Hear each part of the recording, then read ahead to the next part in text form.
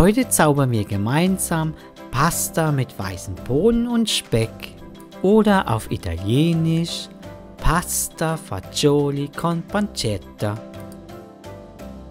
Zuallererst müssen wir Zwiebel, Karotten, Sellerie und Lauch klein schneiden. Und so schnell geht's. So, und jetzt einen herrlich duftenden Speck in kleine Würfel schneiden.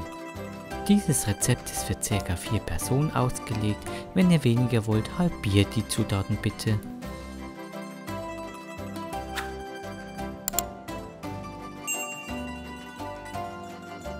Etwas Öl oder Butter zum Anbraten in die Pfanne geben. Nun geben wir die gewürfelte Zwiebel, die klein geschnittenen Karotten, den Sellerie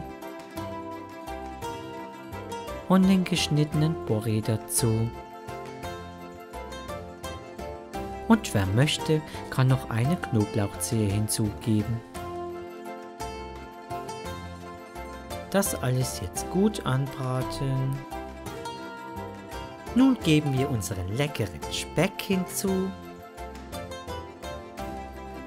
und ebenfalls eine Dose gehackte Tomaten. Gewürzt wird mit einem Teelöffel Salz und einem Teelöffel Pfeffer. Gut vermischen und dann auf mittlerer Stufe ca. 5 Minuten köcheln lassen. Nach den 5 Minuten geben wir 2 Dosen weiße Bohnen hinzu.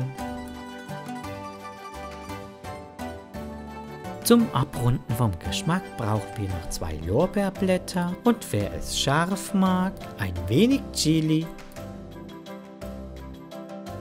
Solange das alles vor sich hin köchelt, kommen wir zur Pasta. Nein, ihr müsst sie nicht selbst machen. Ihr könnt auch jegliche Art von Pasta verwenden, die ihr möchtet. Die Pasta jetzt nach Packungsanleitung kochen.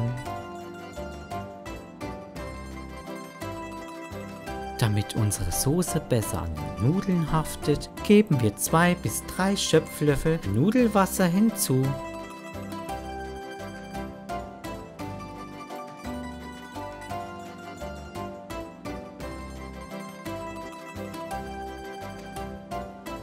Die fertig gekochten Nudeln zu unseren Bohnen geben, das alles nochmal gut durchmischen und fertig ist unser Pasta-Gericht.